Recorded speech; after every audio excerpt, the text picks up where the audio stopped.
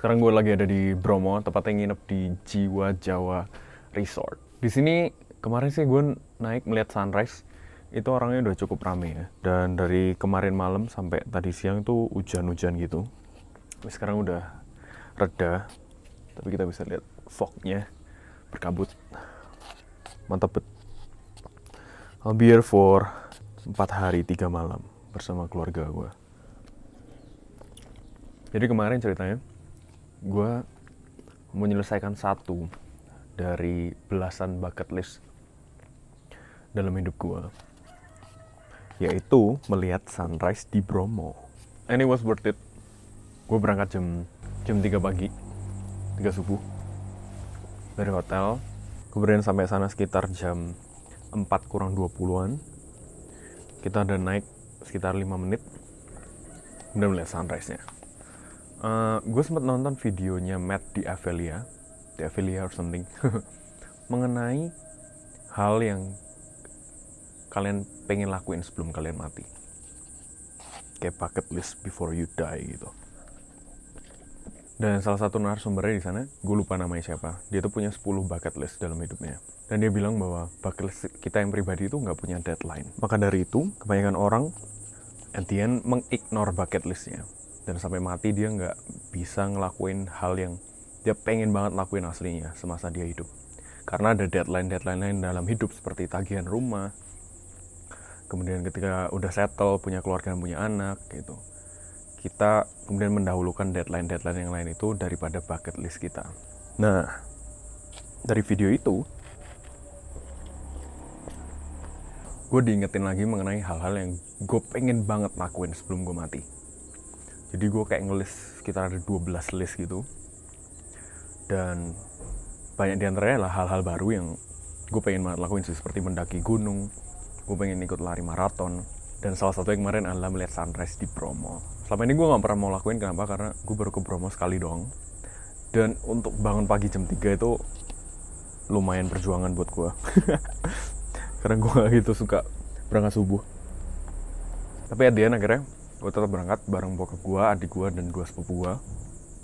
Sekali lagi, it was worth it gitu. Jadi buat kalian, apa kira-kira bucket list yang kalian pengen benar-benar lakuin sebelum kalian mati? Coba kalian catat. Dan sebisa mungkin sih, daripada kalian menyesal nanti, mumpung mungkin banyak diantara audiens gue juga masih muda, seumuran gue, belum settle down. Hal-hal yang lu bisa lakuin untuk menambah experience, pengalaman. Karena gue rasa pengalaman tuh yang paling berharga di antara segala aspek lainnya. Pengalaman gue melihat sunrise di Bromo itu menurut gue gak akan pernah terlupakan gitu. Dan kita hidup untuk mengoleksi atau mengumpulkan begitu banyak macam experience, pengalaman. Terutama pengalaman-pengalaman yang memorable. Kemudian di video Matt di Avelia itu, narasumbernya sih ekstrim sih. Begitu dia punya bucket list, akhirnya dia decide untuk tinggal di kayak mobil gitu bareng temannya. Kemudian dia tour untuk melengkapi bucket listnya. Salah satu bucket listnya adalah bermain basket dengan Presiden Obama beberapa tahun yang lalu. Dan akhirnya kesampaian. Karena dia post bucket listnya itu secara online. Dan orang-orang yang lain yang punya bucket list dan melihat bucket listnya dia merasa bisa membantu nih. Oh, gue bisa nih kenalin lu sama orang dalamnya White House. Akhirnya mereka saling bantu dan saling ngelengkapin bucket list masing-masing.